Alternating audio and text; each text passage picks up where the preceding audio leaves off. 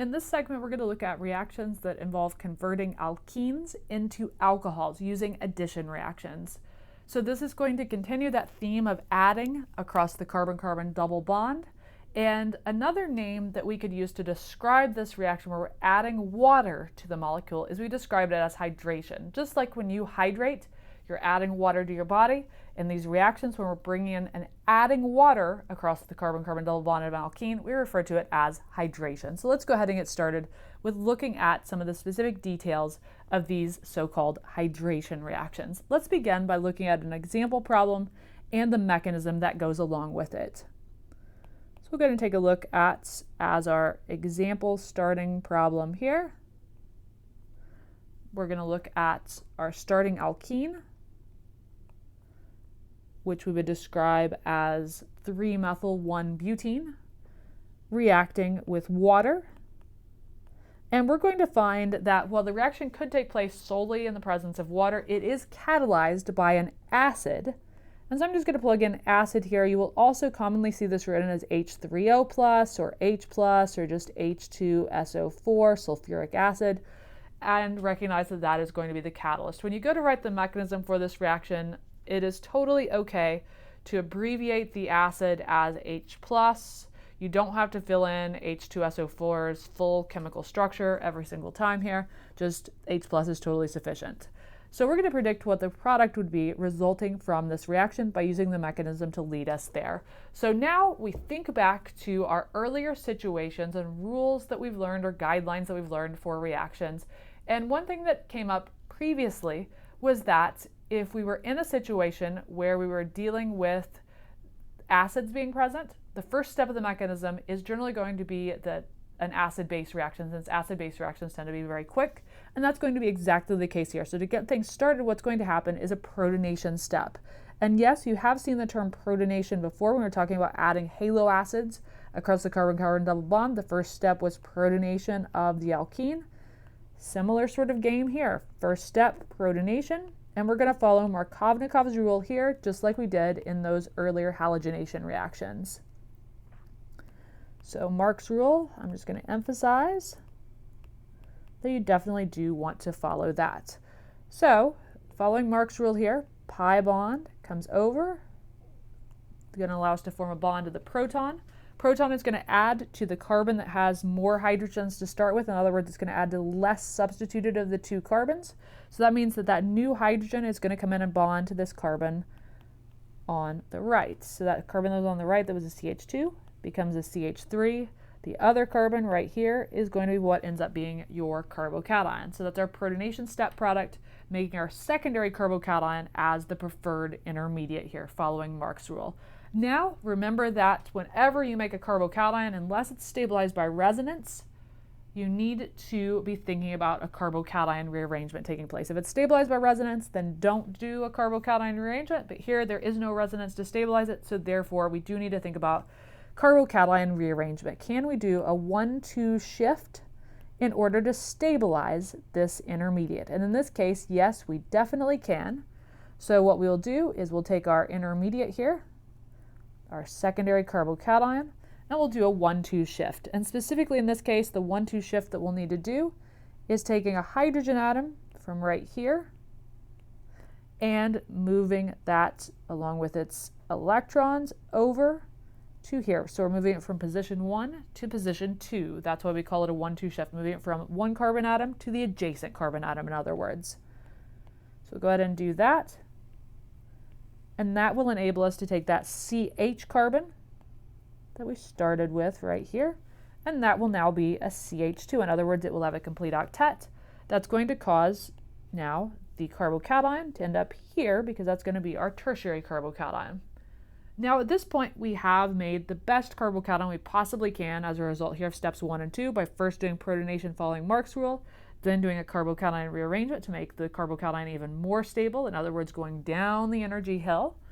And at this point then, all that's left to happen is a nucleophile attacking that carbocation, because what we've seen time and time again, not only for the earlier addition reactions, but also for our nucleophilic substitution reactions, is that that carbocation is very prone to being attacked by nucleophiles. So now we're going to do the nucleophilic attack. on that electrophilic carbocation. And we have to ask ourselves, what do we have here in the reaction mixture that would be suitable to act as a good nucleophile? Remember that a nucleophile has to be a source of electrons. Those electrons can come from either a lone pair, which is usually the situation, or if there's no lone pair available, a pi bond. So here we do definitely have something available with lone pair electrons. Specifically, that's going to be our water reactant. So now we take our water, use its lone pair of electrons to come over and form that new bond to the carbocation carbon. So this is really analogous to the reaction situations we've done before, where we're bringing in chloride or bromide as our nucleophile and forming a bond to a carbocation. Here we're using the lone pair electrons of an oxygen atom from water instead. So we'll go ahead and draw out our intermediate resulting from that. So we'll have our OH2 here. That oxygen will still have one set of lone pair electrons that haven't been touched, that's set on bottom there in that red structure of water. And our oxygen there, if we calculate the formal charge on it, is going to come up with a formal charge of +1. So I'm going to go and put that positive charge on there. And now at this step, our intermediate that we've generated here looks pretty similar to a final product we would expect to be stable. We're almost to the point where we have no formal charges in any of the atoms, but we still have this oxygen with a positive formal charge. And so what we need to do at this last step of the mechanism is we need to lose a proton from the oxygen in order to generate an OH group there that is a stable, uncharged final product. So we take, and in order to accomplish this, we'll do what we call a deprotonation step, where we're deprotonating the organic molecule. In other words, we're removing a proton from the organic molecule. So we go ahead and plug in our hydrogens. I'm going to show those bonds explicitly since we're going to be breaking one of them. Positive formal charge there. And this is going to be referred to as our acid-base reaction to finish off the reaction mechanism, or we can refer to it as simply deprotonation. Deprotonation with respect to the organic molecule, or deprotonating the organic compound. And in order to do that, we bring in a base. We assume that this is taking place in a rather large container with millions and millions of molecules of water and millions of molecules of alkene. And so our deprotonation step, we would expect to have water available there in the reaction flask to act as a base. Remember that water can act as either an acid or a base. Here we're going to use it as a base. So lone pair electrons come in, acting as a base to grab a proton from our acid, our organic molecule in other words. That forces the oxygen-hydrogen bond to break like so. And that's going to result in the generation of H3O+, as well as our organic product, which will have an OH group right here and two sets of lone pair electrons on the oxygen. So now at this point, remember that we said that the acid acts as a catalyst. So catalyst by definition means that the molecule is consumed at an early step of the reaction and regenerated at a later step of the reaction mechanism. So in this case, the acid catalyst we can define as a catalyst because at the beginning step, that H+, or alternatively, you could have instead chosen to use H3O+ and grab the proton from H3O+. So we could have synonymously used H+ or H3O+. So what that means is that since the H3O+ or H+ were used at an early step of the reaction, somewhere else in the mechanism, those have to be reformed as a product. And indeed, what happens here is at that last step of the mechanism, we regenerate H3O+, thereby reforming the catalyst. So in other words, the concentration of acid in this reaction mixture would be expected to go neither up nor down during the overall course of the reaction. In other words, we would expect that at the beginning of the reaction, the acid concentration would be the same as at the very end of the reaction because the acid is acting as a catalyst here. And this is a very common situation we'll run in with reactions, is that we'll have scenarios where at an early step in the mechanism, the catalyst is consumed in what we call a protonation step. And at a late step, there's a deprotonation to reform the catalyst. So this business of protonation at the beginning, deprotonation at the end is super duper common. So let's ask ourselves a couple of questions related to this particular reaction. And that first question is the reaction regioselective? In this case, the reaction is going to be regioselective And the way that we address this is we keep in mind that when we're thinking about adding across the carbon-carbon double bond, we have a choice about where we put the H during the addition and the OH. And if those two add randomly, meaning you make two different constitutional isomer products corresponding to where you put the H versus the OH onto the chain, then we would say the reaction is not regioselective. But here there's definitely a preference that the OH group very, very much prefers to end up at that carbocation that's most stable, and therefore the reaction is regioselective. There's multiple constitutional isomer products that hypothetically could form in this reaction, but in actuality we have a preference for just one of those. So what about then? So then we can also ask the question about, is this reaction stereoselective? And in this particular example, the issue of stereoselectivity is an easy one, because if we look at our final product, we see no chiral centers, that is no places where there's R and S possible, there's no locations where we could have a preference for E or Z, and so the reaction cannot be stereoselective because there's no stereochemistry there in the end scenario. So reaction is not stereoselective in this particular case. And that's actually going to be the case throughout these hydration reactions that we look at, because they're all going to involve formation of a carbocation intermediate. That carbocation intermediate is not going to have any stereochemistry constraints to it. It's going to be a planar, trigonal planar carbocation intermediate. And so what's going to happen is that the nucleophile generally is going to attack it from either the top face or the bottom face, and there's going to be no preference for one over the other. So we're not going to run into stereoselectivity here. So to solidify this concepts related to hydration, let's go ahead and do one more example problem. I'm going to write it down and give you a chance to work through it, and then I want you to hit play and see how you go. So here's the example problem, and then hit play when you're ready to look at the solution to it. Okay, here we're going to work toward predicting the major organic products and the mechanism leading toward the major organic product or products. Let's go ahead and get started. First step, always protonation, since we have an acid present, and we're going to try to follow Markovnikov's rule here. So we'll go ahead and start with our structure. For the acid, I'll just abbreviate that as H+, which is totally fine. That H2SO4 is your proton donor there. Then, following Mark's rule, we're going to protonate by moving the pi electrons over to grab that proton.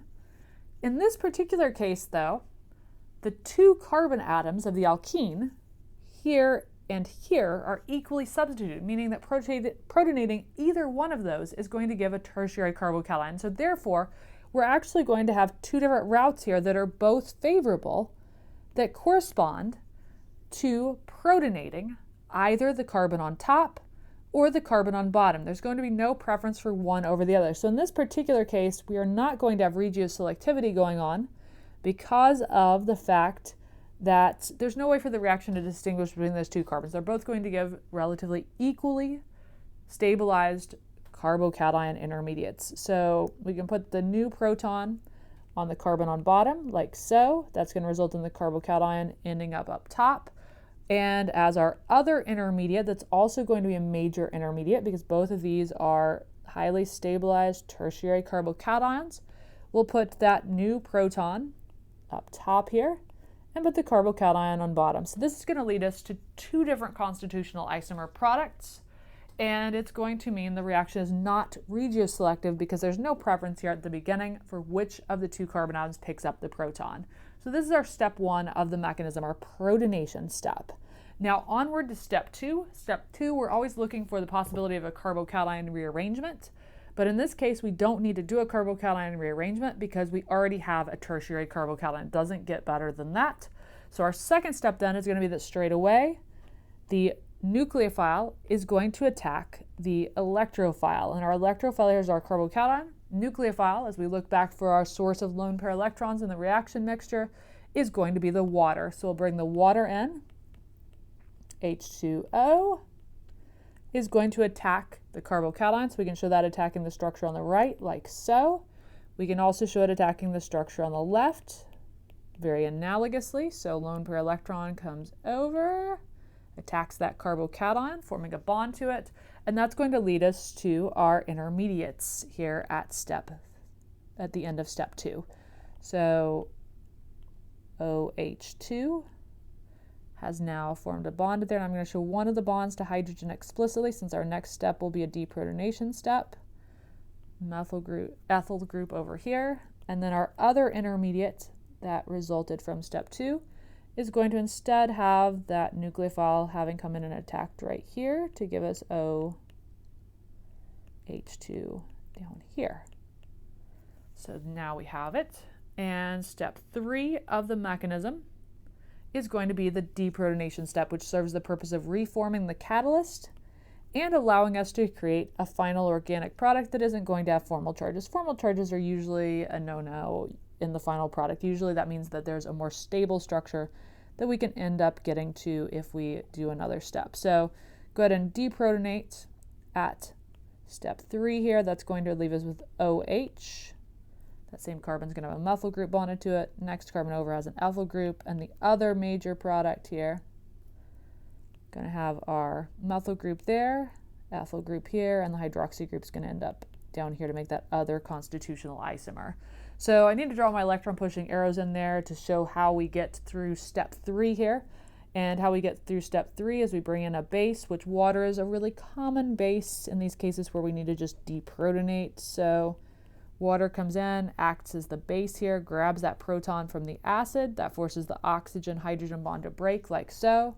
We can do the same thing over here for this intermediate, leading to our other constitutional isomer, bring the oxygen lone pair over, grab that proton, break the oxygen-hydrogen bond like so, and that's going to lead us to our final products, and that would also regenerate our H3O plus, our acid catalyst for future use in the reaction.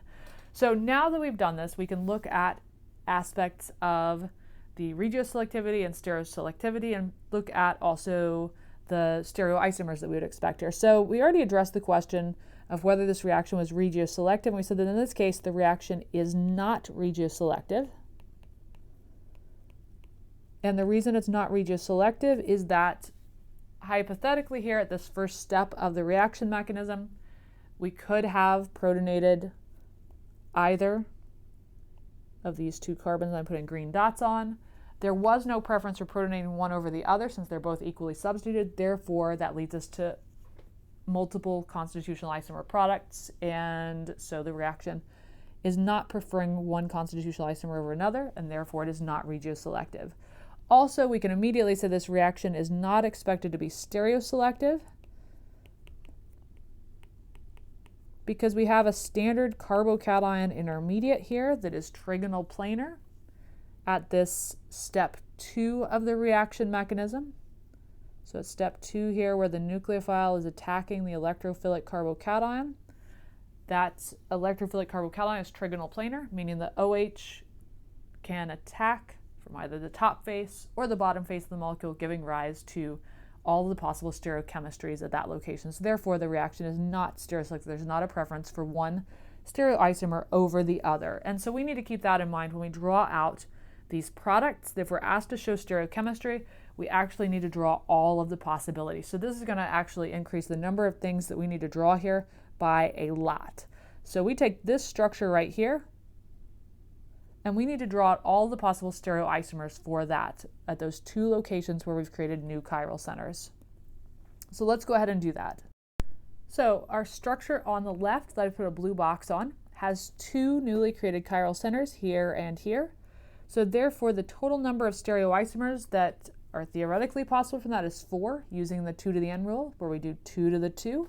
And so we need to draw out all those possible combinations of wedges and dashes, which I've done here in blue. So that's going to be one of our sets of stereoisomer products, illustrating this reaction is not stereoselective because there's no preference for any one of these 4 structures. Then we also actually need to do the same ritual for this structure on the right, our other constitutional isomer product. So I'm going to go ahead and draw those 4 structures out in red down below to illustrate the stereochemistry here. So if you're asked to provide the stereochemistry of the products, you would need to be showing all of these. So I've drawn out in red here all of the different stereoisomers corresponding to the constitutional isomer that we boxed off in red there up top. So all those different stereoisomers are shown below. And so therefore, if we were asked to provide all of the products of this reaction, including stereochemistry, it's actually going to be a total of 8 different products. And this is one reason why sometimes the drug synthesis process is so laborious and so low yielding of the actual product of interest is because remember that the stereochemistry often dictates the biological activity of a molecule. So if you started into a synthesis to make a drug molecule, chances are the active drug would only be one of these 8 molecules, and you would have to go about painstakingly, oftentimes, purifying the one compound of interest out of this total mixture of 8. And that's also going to mean that the majority of material that you actually synthesize is not going to be useful to you. Instead, it is going to be pretty unuseful to you. So that's one reason why creating reactions that are regioselective and stereoselective is something that is of a lot of interest.